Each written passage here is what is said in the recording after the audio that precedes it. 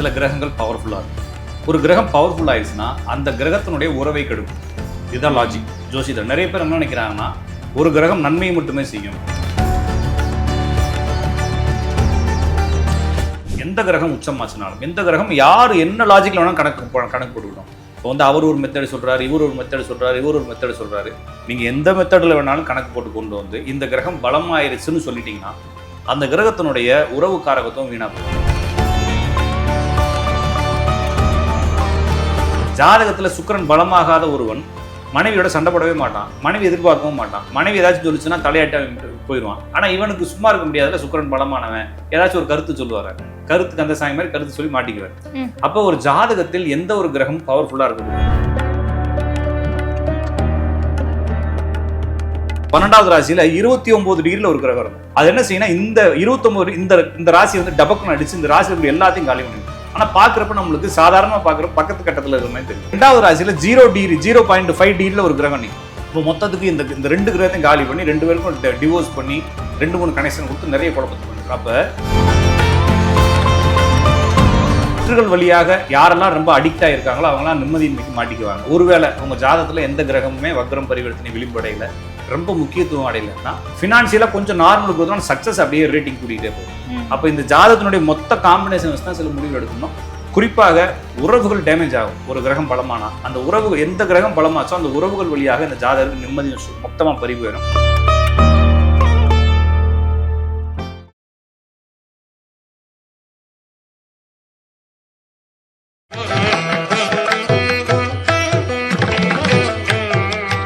Sir வணக்கம். வணக்கம் sir. அதாவது இப்போ இருக்கிற இந்த உலகத்துல பல பேரோட குடும்பத்துல தேவைப்படுற ஒரு விஷயம் அப்படின்னா நிம்மதியான வாழ்க்கை.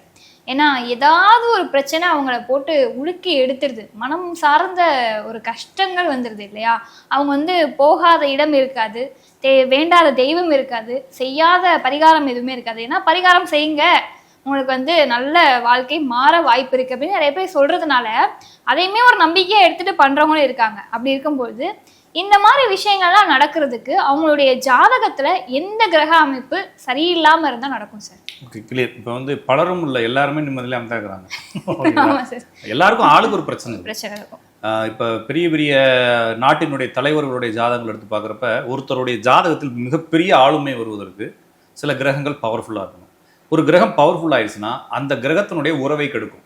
இதுதான் லாஜிக் ஜோசியத்தில். நிறைய பேர் என்ன நினைக்கிறாங்கன்னா ஒரு கிரகம் நன்மையை மட்டுமே செய்யும் சார். அதே மாதிரி கிரகங்கள் வந்து வலிமையானால் நல்ல நல்ல நிறைய விஷயங்கள், அதுதான் நல்லதை மட்டும் செய்யும், அல்லது தீமை ஆகிட்டா தீமையை மட்டும் செய்யும் அப்படிங்கக்கூடிய லாஜிக் வந்து பெரிய பெரிய ஜோசியர்களுமே வந்து கொஞ்சம் புரிதல் இல்லாமல் பேசுகிறாங்க. உதாரணத்துக்கு சுக்கிரன் வந்து ஒரு ஜாதத்தில் யோகி ஆயிடுச்சு, அல்லது பலம் ஆயிடுச்சு, அல்லது உச்சம் ஆயிடுச்சு, அவங்களுடைய கணிதங்களில் ஏதாச்சும் ஒரு கணக்கு போட்டு ஒரு சுக்கிரன் உச்சமாயிருச்சு அப்படின்னா அவங்களுடைய திருமண வாழ்க்கை சிறப்பாக இருக்கும்னு சொல்கிறாங்க. கண்டிப்பாக அந்த உறவு டேமேஜ் ஆயிடும்.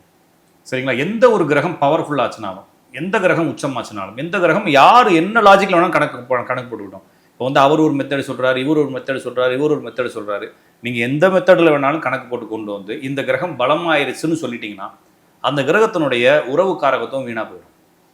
சரிங்களா. உறவு காரகத்துவம்னா சுக்கிரன்னா மனைவின்னு வச்சுக்கோங்களேன், செவ்வாய்னா கணவன், செவ்வாய்னா சகோதரம், சூரியன்னா அப்பா, சந்திரன்னா அம்மா, புதன்னா சகோதரி மகள். செவ்வாய்ங்கிறப்ப நம்ம இதை சொல்லியாச்சு. குருங்கிறது ஜாதகர், சனிங்கிறது மூதாதையர்கள்னு சொல்கிறாங்க. அப்போ இந்த உறவுகள் எல்லாமே டோட்டலாக அடி வாங்கிடும்.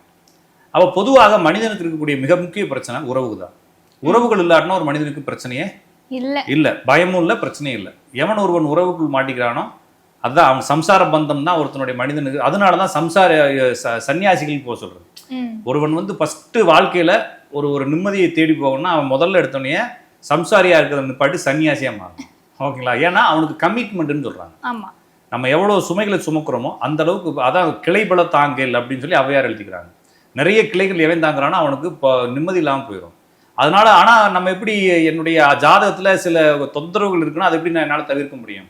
இப்போ ஒரு ஜாதகத்தில் சுக்கிரனும் புதனும் வக்ரமாயிருந்தா, அல்லது சுக்கிரன் புதன் பரிவர்த்தனை ஆயிருந்தா, அதாவது சுக்கிரனோ புதனோ மீனராசி ரிஷபத்திலேயோ துலாத்திலேயோ மாறி மாறி இருந்தா அவங்களுக்கு வந்து திருமணம் நடக்கிறதுல சன்னியாசியா போவாங்கன்ற ஒரு லாஜிக் இருக்கு.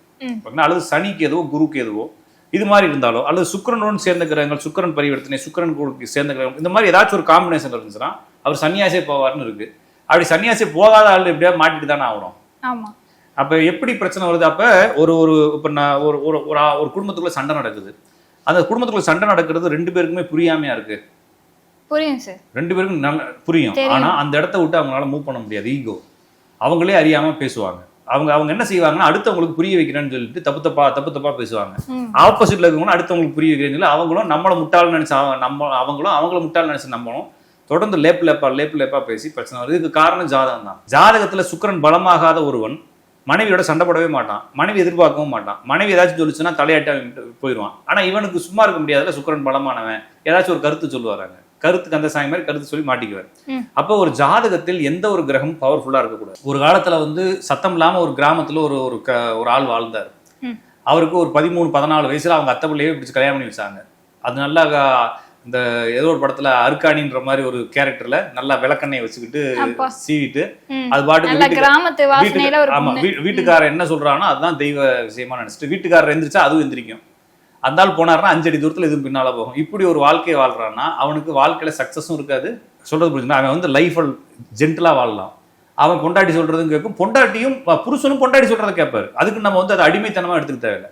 அதே சமயத்துல இந்த ஆள் சொல்றது, இந்த பொம்பளை சொல்றது அந்த ஆள் கேட்பாங்க. கடைசி வரைக்கும் சாகுற வரைக்கும் இந்த பொம்பளைக்காகவே மாத்திரை எடுத்து கொடுத்து, இந்த பொம்பளைக்காகவே சோறு சமைச்சு கொடுத்து, இந்த பொம்பளையோடைய லைஃபையே கேர் எடுத்து அந்த வீட்டுக்காரர் செத்து போயிடுவான். இவங்க 2 பேரும் மாத்தி செத்து போயிடுவாங்க. இவங்களுடைய வாழ்க்கையில எந்த ஒரு நன்மையும் இருக்காது. நன்மைனா என்னன்னா அவங்க ஹாப்பியா இருந்திருப்பாங்க, பெருசா பினான்சியலா பெருசா வந்திருக்க மாட்டாங்க. அவங்களுடைய வாழ்க்கை யாருக்கும் தெரியாமல் தனியாகவே போயிருக்கும். அவங்களுடைய வரலாறு அவங்களுடைய முடிஞ்சிடும்ன்ற மாதிரி சந்தோஷமா அனுபவம் ஹாப்பியா இருக்கும். இந்த மாதிரி வாழ்க்கை இருக்கவன் தான் சந்தோஷமா இருக்க முடியும். நீங்க எங்கேயாச்சும் ஒரு இடத்துல ப்ரொஜெக்ட் ஆகணும்னு சொல்லி மேல வந்துட்டீங்கன்னா உங்க ஜாதகத்துல ஒரு கிரகம் பவர் ஆயிடுச்சுன்னு அர்த்தம். அந்த பவரான கிரகம் உங்களை ஒரு பக்கமா கர்மா, அதாவது சர்வைவல் சம்பந்தமா, என்னுடைய தொழில் சம்பந்தமா தூக்கி விட்டுற மேல. அது சடனா பலமாகிறதுக்கு வாய்ப்பு இருக்கா? அப்படிலாம் சடனாலாம் ஜாதகத்துல இருக்கும். ஆனா அதுக்கான டைம் வரும்போது நடக்கும். நிறைய பேர் என்ன நினைப்பாங்கன்னா ஒரே நாள்ல எப்படி டிவோர்ஸ் ஆகும், கல்யாணம் பண்ணி 53 வயசுல டிவோர்ஸ் பண்ணவங்க நான் பாத்துருக்கேன், 70 வயசுல டிவோர்ஸ் பண்ணாலும் பாத்துருக்கேன். அப்ப எல்லாமே அந்தந்த காலங்கள் வரும்போது நடக்கும். அப்போ ஒரு ஜாதகத்துல ஒரு கிரகம் வக்ரமாகவோ பரிவர்த்தனையாகவோ சந்தியிலேயோ இருக்கும்போது மிகப்பெரிய பலம். அதே மாதிரி உச்சமாவது நீசமாவது ஆட்சி பெறுவது மிகப்பெரிய பலம். இந்த மாதிரி ஒரு கிரகம் இருந்தா அந்த கிரகத்தினுடைய தொழில்கள் வழியாக ஜாதகர் சக்சஸ் ஆவார். அதே சமயம் அந்த கிரகங்கள் சொல்லக்கூடிய உறவுகளால் இவர் துன்பப்படுவார். அதே போல அந்த கிரகங்கள் சொல்லக்கூடிய நோய்களாலும் அவர் துன்பப்படுவார். இப்போ ஒரு ஜாதகத்துல வந்து சுக்கிரன் வந்து பலமா இருக்குன்னு வைங்களேன், சுக்கிரன் வந்து கண்ணை குறிக்கும். அப்ப அவருக்கு கண் நோய் வந்துடும். யாருக்கெல்லாம் சுக்கிரனுடைய சுக்கிரன் வக்ரமோ சுக்கிரன் பரிவர்த்தனையோ இருக்குன்னு பாருங்க, அவங்க வீட்டுல ஃபுல்லா கண்ணு நோய் வந்துகிட்டே இருக்கும். சந்திரன் பலமானது மகரம், விருச்சகம், கடகம், ரிஷபம், இந்த 4 ராசி வந்து சந்திரன் பவரானது. காரணம்னா ரிஷபத்துல சந்திரன் உச்சம், விருச்சகத்துல சந்திரன் நீசம், கடகத்துல சந்திரன் ஆட்சி, அதுக்கு மகரத்துல தனது ராசியை பார்க்கக்கூடிய இடத்துல சந்திரன் உட்காந்துருக்கின்ற இந்த 4 பொசிஷன். இந்த 4 பொசிஷன்ல யார் இருக்காங்கன்னு பாருங்க, அவங்க சின்ன வயசுல கண்ணாடி போட்டுருவாங்க. மகர ராசிக்காரங்க, விருச்சக ராசிக்காரங்க, கடக ராசிக்காரங்க, ரிஷப ராசிக்காரங்க பாத்தீங்கன்னா மேக்சிமம் ஒரு 10 வயசு வரும்போது கண்ணாடி போட்டுருவாங்க. சைனஸ் பிரச்சனை அப்படின்னு சொல்லி வந்துடும். எப்போ பார்த்தாலும் இன்ஃபெக்ஷன் ஆகிட்டே இருக்கும், தும்பல் வந்துட்டே இருக்கும், லங்ஸ்ல பிரச்சனை, வீசிங் ஆகிற பிரச்சனை உங்களுக்கு இருக்கும்.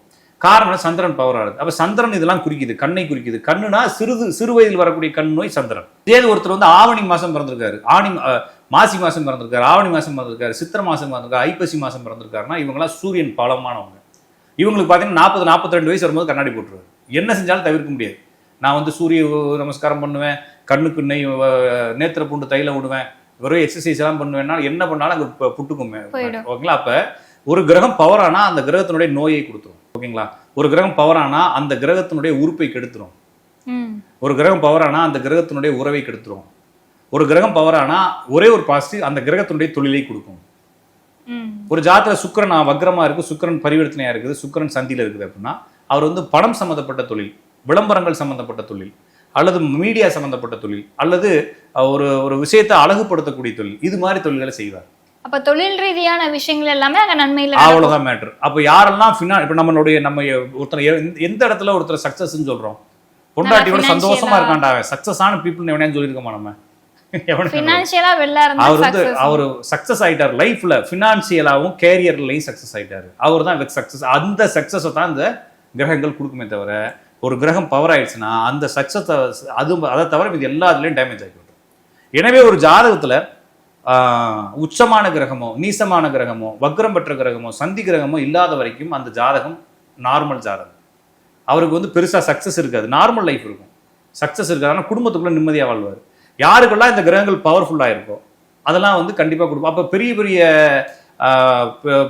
பெரிய செலிபிரிட்டியோடைய வீட்டுல நல்லா தான் இருக்காங்கன்னா அவங்க குடும்பத்துல போய் கேட்டா தான் தெரியும். சரிங்களா? அவங்கவுங்களுக்கு 1000 பிரச்சனை. இப்ப நம்ம குடும்பத்து பிரச்சனை எவனுக்கு தெரியும், ஒருத்தனுக்கு தெரியாது. அப்ப அவங்கவுங்க பிரச்சனை அவங்கவுங்களுக்கு. என்னுடைய ரூல் படி, ஜோசியத்தினுடைய ரூல் படி எந்த கிரகம் பலமாகுதோ அந்த உறவு கெட்டு போயிடும். அப்ப நம்மளுடைய பிரச்சனையே நிம்மதி, நீங்க கேட்டீங்க இல்லைங்களா, நம்மளுடைய நிம்மதியே என்ன சொல்றாங்க, அந்த உறவுகள் தான். உறவுகளுக்குள்ள ஒருத்தர் பந்தம் தான் வந்து ஒரு பற்றும் பந்தம் தான் ஒருத்தனுடைய எல்லா நிம்மதி இழப்புக்கும் காரணம்ன்றப்ப அதனாலதான் என்ன சொல்றாங்கன்னா, எந்த கிரகம் பவர் ஆகுதோ அந்த கிரகத்தினுடைய உறவுகளை ரொம்ப ஸ்மார்ட்டா ஹேண்டில் பண்ணா சக்சஸ் ஆகும். அப்ப என்ன செய்யலாம், ஒருத்தருக்கு சுக்கிரன் பலமா இருக்கு, ஒரு பெண் ஜாதகத்துல செவ்வாய் பலமா இருக்குன்னா கண்டிப்பாக கணவனுடன் முரண்பட்டுக்கிட்டே இருப்பாங்க. அமைதியா இருக்கணும். சில விஷயங்கள் என்னமோ பேசிட்டு போடான்னு சொல்லிட்டு அமைதியா உட்கார்ந்தா பிரச்சனை இல்லை. ஆனா இவங்களுக்கு என்ன செய்ய முடியாதுங்க, இருக்க முடியாது. வாய் சும்மா இருக்காதுன்ற மாதிரி பஞ்சாயத்து ஆயிரும். அப்ப இதை புரிஞ்சுக்கிட்டு ஒரு குறிப்பிட்ட வயசுக்கு மேல புரிஞ்சுக்கிட்டு அமைதியா இருந்துட்டாங்க, தள்ளி தள்ளி தள்ளி தள்ளி கொண்டு போயிட்டாங்கன்னா வாழ்க்கை ஹாப்பி ஆயிரும். ஒரு குறிப்பிட்ட வயசு வரைக்கும், அதுக்கப்புறம் பிள்ளைங்க பெருசாயிரும், பிள்ளைகளை பத்தி யோசிக்கிறது அப்படின்ற மாதிரி ஒரு முடிவு எடுத்துட்டு. ஏன்னா குடும்பத்துல சண்டை இல்லாத குடும்பம் எங்க இருக்கு? இல்ல, எல்லாரும் அட்ஜஸ்ட் பண்ணி போறதுனால. இந்த இதுல குரு செவ்வாய் சேர்ந்து இருக்குது ஒரு ஜாதகத்துல.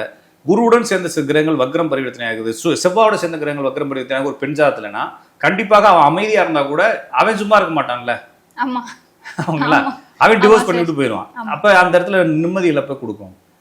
இப்ப எனக்கு தெரிஞ்ச ஒரு லேடி, அவங்க வந்து ஒருத்தவங்க ஜெர்மன்ல இருக்கிறாங்க. இங்க இருந்து அம்மா அப்பா எதிர்த்து அந்த பையனை கல்யாணம் பண்ணிட்டு போறாங்க. அப்ப கல்யாணம் பண்ணிட்டு போயிட்டு கொஞ்ச நாள் கழிச்சு அவங்க ஜெர்மன்ல இருந்து இங்க வராங்க. வந்துட்டு வேற ஒரு நாட்டுல, வேற ஒரு ஊர்ல, இங்க இருந்து பாம்பே பக்கத்துல ஒரு ஊர்ல போய் ரூம் எடுத்து தங்கி தனியா இருக்கிறாங்க. எனக்கு கான்டாக்ட் பண்றப்ப அங்க இருந்தா கான்டாக்ட் பண்றாங்க. என்னம்மா வேலை பாக்குறேன்னா எந்த வேலையும் இல்லை. எதுக்கு அந்த ஊர்ல போயிருக்கேன்னா, யாரு கண்ணிலையும் தெரியாம இருக்கிறேன், லாட்ஜ் இதுல வந்து ஹாஸ்டல்ல வந்திருக்கிறேன், பிஜில வந்திருக்கிறேன். என்ன காரணம் சார்? வீட்டுக்காரரும் பிரச்சனை, அம்மா அப்பாவும் உங்க அம்மா அப்பா எதிர்த்துட்டு போனோம், இந்த பக்கமே வந்துடாதுன்னு சிறுப்பக்கல் தேடி போங்கிறாங்களாம். ஓகேங்களா? யாரு கண்ணிலையும் வரக்கூடாது, நான் வாழ்க்கையில தோத்துட்டேன், சாகவும் மனசு வர மாட்டேது, அதனால கொஞ்ச நாள் தனியா எங்கேயாச்சும் போய் கண் காணாத இடத்துல, மொழி தெரியாத இடத்துல போய் இருக்கலாம்னு சொல்லி இருக்கிறேன். 3 மாசம் 4 மாசமா இருக்கிறேன், என்னோட வாழ்க்கை என்ன ஆகும்னு கேட்குறாங்க. அப்ப அந்த பொண்ணு விரும்பி அந்த பையனை லவ் பண்ணி கல்யாணம் பண்ணியே ஆகணுன்ற ஒரு மைண்ட் செட்ல போட்டு எல்லாத்தையும் எதிர்த்து அந்த போச்சு.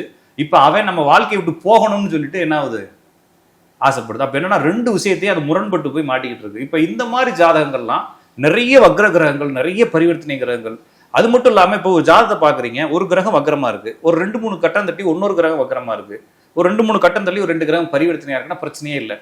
சில கிரகங்கள்ல வக்ரமான கிரகத்தோட ஒரு கிரகம் சேர்ந்துருக்கும், 2 கிரகங்கள் சேர்ந்து 1 வக்ரமா இருக்கும், 2 கிரகங்கள் சேர்ந்து 1 பரிவர்த்தனை ஆகும், 2-3 கிரகங்கள் சேர்ந்து அதுல 3-4 கிரகங்கள் சேர்ந்து பிரச்சனை இல்லை. அந்த 3-4 கிரகங்கள் சேர்ந்திருக்கும், அதுல ஒரே ஒரு கிரகம் பரிவர்த்தனை ஆகி எல்லா கிரகத்தையும் டேமேஜ் பண்ணி.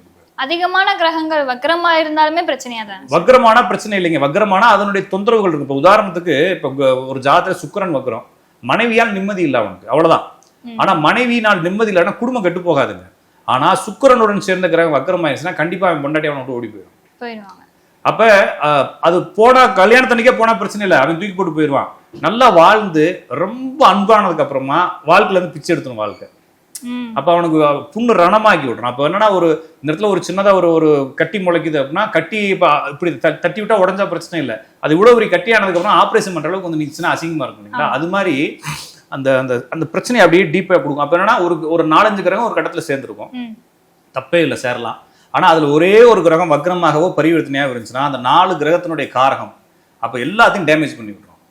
இப்போ எனக்கு தெரிஞ்ச அந்த பொண்ணு, நான் சொன்ன பொண்ணுக்கு வந்து அவங்க அப்பாவுக்கு அந்த அம்மா வந்து 2வது மனைவி. ஓகேங்களா? அப்ப என்னன்னா அவங்க குடும்பத்திலே 2 மனைவி வந்துருச்சு, அவங்க அம்மா செத்து போயிட்டாங்க. இப்ப இந்த அம்மா இந்த வீட்டுக்குள்ள அந்த பொண்ணுனால வர முடியல, நிறைய பிரச்சனைக்குள்ள மாட்டிக்கிட்டு இருக்கு. இது மாதிரி நான் சொல்றது ஒரு கேஸ் இல்ல, டெய்லி 4 கேஸ் பாக்குறேன், எத்தனையோ கேஸ். நம்ம இது வரைக்கும் நம்ம வந்து டிவியில கூட பார்த்தது இல்லை அப்படின்ற கேஸ் எல்லாம் நிறைய ரியலா வாழ்ந்துகிட்டு இருக்காங்க. அதுக்கு காரணம் அவங்க ஜாதகம் திறந்தோடனே தெரியும், நிறைய கிரகங்கள் கொச கொசன்னு சேர்ந்துருக்கும், கொச கொசன்னு வக்ரமாயிருக்கும். ஒரு 2 கிரகங்கள் சேர்ந்தால ஒன்னே ஒண்ணு அதுக்கு பக்கத்து ராசியில. இப்ப ஒரு உதாரணத்துக்கு ஒரு ஜாதத்துல குருவும் செவ்வாயும் ஒரு பெண் ஜாதத்துல சேர்ந்துருக்குது, அல்லது ஒரு ஆண் ஜாதத்துல குருவும் சுக்கிரனும் சேர்ந்துருக்குது. அதுக்கு முன்னால ராசியில 12வது ராசியில 29 டிகிரில ஒரு கிரகம் இருக்கும். அது என்ன செய்யணும், இந்த 29 இந்த ராசி வந்து டபக்குன்னு அடிச்சு இந்த ராசியில எல்லாத்தையும் காலி பண்ணி விட்டுரும். ஆனா பாக்குறப்ப நம்மளுக்கு சாதாரணமா பாக்குறப்ப பக்கத்து கட்டத்துல இருக்கிற மாதிரி தெரியும். அல்லது இதுக்கு 2வது ராசியில 0.5 டிகிரில ஒரு கிரகம் நிற்கும். அப்போ மொத்தத்துக்கு இந்த 2 கிரகத்தையும் காலி பண்ணி 2 பேருக்கும் டிவோர்ஸ் பண்ணி 2-3 கனெக்ஷன் கொடுத்து நிறைய குழப்பத்தை பண்ணிவிடுறோம். அப்ப இந்த மாதிரி குழப்பமான இப்போ நம்ம உதாரணத்துக்கு எடுத்துக்கிட்டீங்கன்னா, இப்ப நம்ம நாட்டினுடைய பிரதமர் இருக்காரு, அவருக்கு பாத்தீங்கன்னா 5 கிரகம் சந்தி.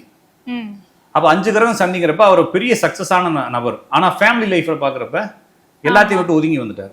இப்ப நான் என்ன சொல்றேன்னா, ஒதுங்கி வர்றது குறை இல்லை, ஆனா ஒதுங்கி வரதை பாசிட்டிவா நினைச்சிட்டு வரணும் இல்லையா? நான் சொல்றது புரிஞ்சுட்டீங்களா? இப்ப நிறைய பேர் அதை விரும்பாம அந்த வாழ்க்கையை வேணும்னு நினைச்சு சண்டை போட்டு குழப்பி, அப்ப அதுலயும் விட முடியாம இதையும் பிடிக்க முடியாம இருக்கிறது வேற. நிறைய பேர் என்ன செய்யறாங்க, பரவாயில்ல எனக்கு அது தேவையில்லைன்னு சொல்லி ஒதுக்கிட்டு வேற ஒரு ட்ராக் எடுத்துடுறாங்க இல்லைங்களா? அந்த ட்ராக் எடுத்துட்டா சேஃப். நான் சொல்றது அதான். அப்ப அந்த ட்ராக் எடுத்துட்டா சேஃப். அப்ப இயற்கையும் சூழலும் உங்களுக்கு அந்த அமைப்பை கொடுக்கணும். கொடுக்காம போச்சுன்னா பிரச்சனை, தொடர்ந்து பிரச்சனை, திருப்பி இன்னொரு இடத்துல போய் மாட்டிக்கிறது, திருப்பி இன்னொரு லைஃப் பிரச்சனை, இந்த மாதிரி பிரச்சனை வந்துட்டே இருக்கு. அப்ப நிம்மதி என்பது பற்றுகளால் மட்டுமே பிரச்சனை ஆகுது. அப்ப பற்றுகள் வழியாக யாரெல்லாம் ரொம்ப அடிக்ட் ஆயிருக்காங்களோ அவங்களாம் நிம்மதியின்மைக்கு மாட்டிக்குவாங்க. ஒருவேளை உங்க ஜாதகத்துல எந்த கிரகமுமே வக்ரம் பரிவர்த்தனை விளிம்படையில ரொம்ப முக்கியத்துவம் அடையலைன்னா அந்த பற்றுகள் ஒன்றும் பிரச்சனை இல்லை. பிரச்சனை அவங்க உங்களுக்கு தொல்லையும் கொடுக்க மாட்டாங்க, நீங்களும் அவங்களுக்கு தொல்லை கொடுக்க மாட்டீங்க. அவங்க ஒரு ஸ்மார்ட்டா நடந்துக்குவாங்க. அப்ப எல்லா பிரச்சனையுமேங்க, நீங்க குடும்ப சண்டை எடுத்துக்கிட்டீங்கன்னா சின்ன விஷயம் கூட பேச தெரியாமல் பேசி வருவதுதான். எந்த குடும்ப சண்டையுமே பெரிய சப்ஜெக்டுக்காக வர்றது கிடையவே கிடையாது. சும்மா என்னன்னே தெரியாம பேசுறது, இப்படி பேசிட்டாலே நம்மளன்னு சொல்லிட்டு இவனும், அப்படி பேசிட்டானே அவன் சொல்லிட்டு அந்த பிள்ளையும், 2 பேருமே அதை பத்தி விவரமா பேச தெரியாம இதை கொண்டு போய் அவங்க அம்மாட்ட பேசி, இதை கொண்டு போய் இவங்க அக்காட்ட பேசி 4-5 மாறி 5-6 மாறி பெரிய சண்டையாகி இதை மனசுக்குள்ள வச்சுட்டு இன்னும் அடுத்த வார சண்டையை போட்டு சில விஷயங்களை நம்ம பேசிக்கிட்டே இருப்போம். திடீர்னு அவங்க ஒரு வார்த்தையை பேசுவாங்க, அதை ஏத்துக்கவே முடியாது. என்னால மண்டைக்குள்ள ஓடிக்கிட்டே இருக்கும். ஓகேங்களா? ஏதோ ஒரு 4 வண்டை பிடிச்சி இந்த மம்மி படத்துல மண்டைக்குள்ள ஏற்றி விட்ட மாதிரி குறை சத்தம் கிட்டே இருக்கும்ல. இதுதான் நிம்மதி இழப்பு. இது எல்லா உறவுகள்லையும் நிறைய பேருக்கு இருக்குது. அம்மாட்டே இருக்கும், அண்ணன்ட்ட இருக்கும், பொண்டாட்டியில இருக்கும். நிறைய பேர் பாத்தீங்கன்னா கசகசன்னு அப்படி சுத்தி இருக்கிற எல்லாம் எவனோட செட் ஆகாம இருப்பாங்க. அது காரணம் நிறைய கிரகங்கள் இந்த வக்ரம் பரிவர்த்தனை மாட்டிக்கிறது. சிலருக்கு வக்ரம் பரிவர்த்தனை நல்ல யோகத்தை கொடுக்கும். இப்போ உதாரணத்துக்கு குரு வக்ரமாயிருக்கு, சனி வக்ரமாயி தனித்தனி இடத்துல வக்ரமாயிருக்கு. இதோட சுக்கிரனோ வேற கிரகங்களும் சேரல அப்படின்னா அவங்க பொருளாதாரத்துல கொஞ்சம் அடிபட்டு கொஞ்சம் மேலே ஏறி அப்படியே டேமேஜ் ஆகி திருப்பி ரெக்கவர் ஆகி தொழில் ரீதியாக வந்துருவாங்க. சுக்கிரன் நல்லா இருக்கும்போது இவங்களோட ஃபேமிலி லைஃப் சப்போர்ட் பண்ணிட்டே வரும். நிறைய பேர் பாத்தீங்கன்னா நிறைய போராட்டத்துல வந்துகிட்டே இருப்பான். பேக் போனா பொண்டாட்டி இருந்துகிட்டே இருக்கும், ஆனா பொண்டாட்டி கூட சண்டை வரும். அந்த சுக்கிரன் கொஞ்சம் பலமா இருக்கும். அப்ப சுக்கிரன் ரொம்ப பலமாகாத ஜாதகம், ஃபினான்சியலா கொஞ்சம் நார்மல் கொடுத்தோம், சக்சஸ் அப்படியே ரேட்டிங் கூட்டிகிட்டே போகும். அப்ப இந்த ஜாதகத்தினுடைய மொத்த காம்பினேஷன் வச்சு தான் சில முடிவுகள் எடுக்கணும்.